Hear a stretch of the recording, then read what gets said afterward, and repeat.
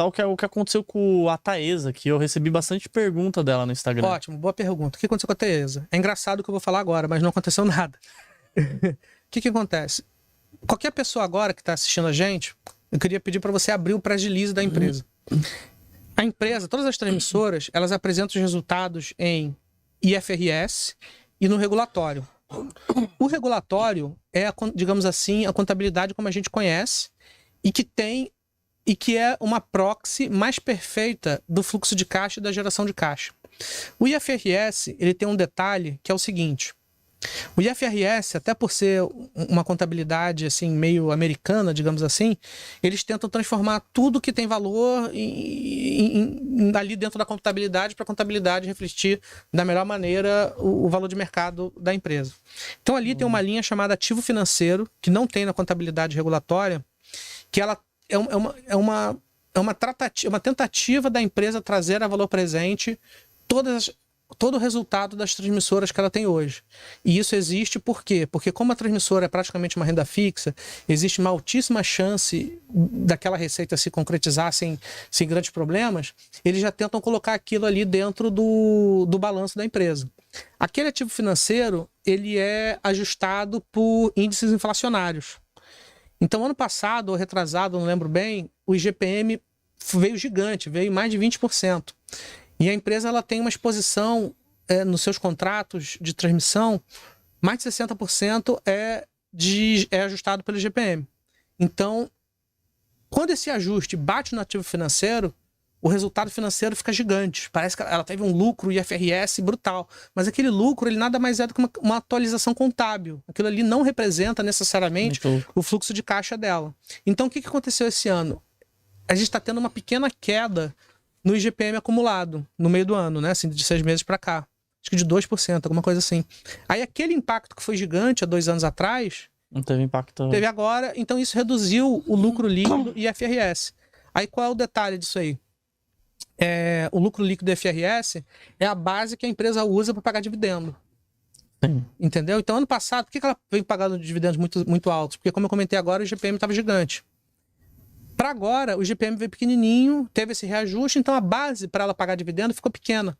Entendi. Então ela pagou um dividendo merreca.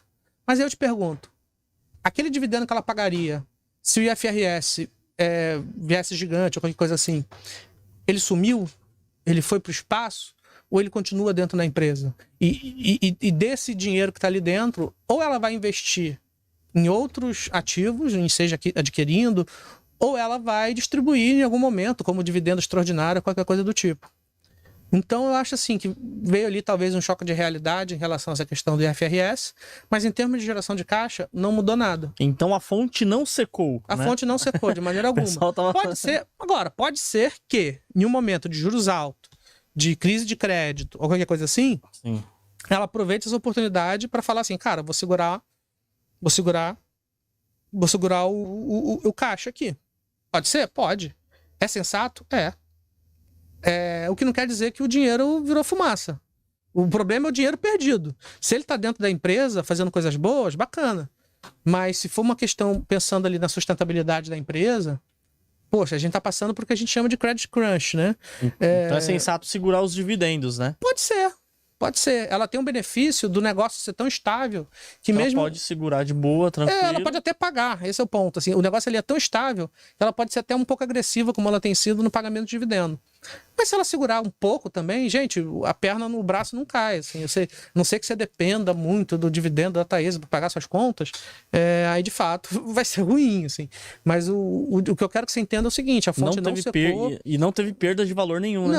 Não. É porque o que acontece ali na Taesa é o seguinte: ela é tão generosa com o pagamento de dividendos que, mesmo tendo um prazo de concessão mais curto em relação ao Alupar e à transmissão paulista, ela tem um yield tão grande e a pessoa física, principalmente, gosta tanto dela. O institucional também ama a Taesa. Eu só acho que ele tenta comprar um preço menor, porque o que acontece com a Taesa é o seguinte: no último update que eu fiz lá na página da Genial Analyse, eu espero que você dê uma olhada, eu mostro que o quê? Que ela tem um prazo de concessão mais curto em relação aos demais players, e ainda assim ela negocia com prêmio, em termos de múltiplo, pelo menos, em relação a Alupar e transmissão paulista. Então, ainda que ela tenha menos valor a ser gerado ao longo do tempo, Ela ainda é negociada com prêmio. Com prêmio, porque ela acaba distribuindo muito dividendo e o povo gosta disso. E não tem nenhum problema, eu também gosto. A Transmissão Paulista e a Alupar, se ela resolvesse pagar tudo que ela gera de caixa como dividendo, elas teriam o mesmo rendimento da Taesa. Só que não, elas preferem segurar um pouco mais. Entendeu? Entendi. Então, assim, por exemplo, a Alupar. Quando a Alupar ela pagou agora, anunciou agora 5% de dividendo, bonificação. Só que esse dividendo que ela anunciou é a metade do lucro. Então, assim, ela tá tendo um payout ali de uns 50%. E 50% é bom pra caramba. Mas assim, quando você olha o yield, é de 5%. Às vezes não é aquela coisa maravilhosa. Mas, e essa outra, mais uma vez, essa outra metade, ela não cai no buraco negro. Ela tá no caixa da empresa. Tá gerando valor. Tá gerando valor. Se ela julga... Por quê? Porque ela é uma boa locadora. Se ela fosse uma má locadora, aí esse dinheiro ia pro ralo. Agora, como ela é uma boa locadora, e tem mais prazo remanescente de concessões nos seus negócios, não só de transmissão, como de geração também. E ela tá em fase de desinvestimento, né? Então, quer dizer ela tá... eu comecei a cobrir a Alupar, a gente tá em 2023, acho que em 2018. 2019, foi. Ela valia 16, 17 reais. Nesse preço, o valor de mercado dela era, sei lá, 4,5 bi. E na época, o pipeline de investimentos dela era de 5 bi. Ou seja, ela ia investir ao longo dos anos tudo que ela valia. Tudo que ela valia naquela época. Então, assim, foram 4 anos em que ela não pagou dividendo, mas assim, olha o preço dela, saiu de 16, 17 e foi a quase 30. Só não tá mais de 30 por causa do rendimento da NTN. NTN mais prêmio, hoje tá em 6,5. Então, esse rendimento ele acaba sendo um contraponto às empresas de infraestrutura, porque o valuation das empresas de infraestrutura são principalmente via TIR, né? São muito comparadas com a taxa, com o rendimento das NTNs, porque elas têm estruturas muito similares. Então, como os juros reais estão muito altos, isso acaba batendo um pouco no valuation das transmissoras e de todas as empresas de infraestrutura como um todo. Mas se a gente tivesse com uma NTN, NTN mais 4, mais 5, com certeza ela estaria acima de 30. Ou seja, foi um case que dobrou de valor, mais os dividendos, mais tudo que vai acontecer. E fora que tá num cenário ruim ainda. Num cenário ruim. Num cenário pessimista. E por último, tem uma frase que uma vez eu vi e achei engraçado, que é o seguinte: o setor de transmissão pode ser que ele passe por um momento onde os fracos não têm vez. O que isso quer dizer? É uma frase provocadora. Por quê? Dá até para virar um corte. Por quê? À medida que existe uma secagem no crédito e tudo isso, pode ser que os aventureiros, aqui eu estou colocando entre aspas, aqueles caras que não são originalmente do setor de transmissão, que estavam participando dos leilões, eles resolvam não participar mais, porque o negócio está estranho. Pô, o preço das commodities está estranho. Então, o que pode ser que aconteça? A competição abaixe. Nossa, para elas o lucro lá em cima. Por uns cases, por umas empresas que são investidoras do setor raiz, empresas raiz do setor, não é o cara que é uma construtora, que é um family office, que é um private equity. Não, é uma galera assim que é empreiteira de transmissão mesmo. Taesa, Transmissão Paulista, e a ISA-TRPL 4. Eletrobras, Engie, Energias do Brasil.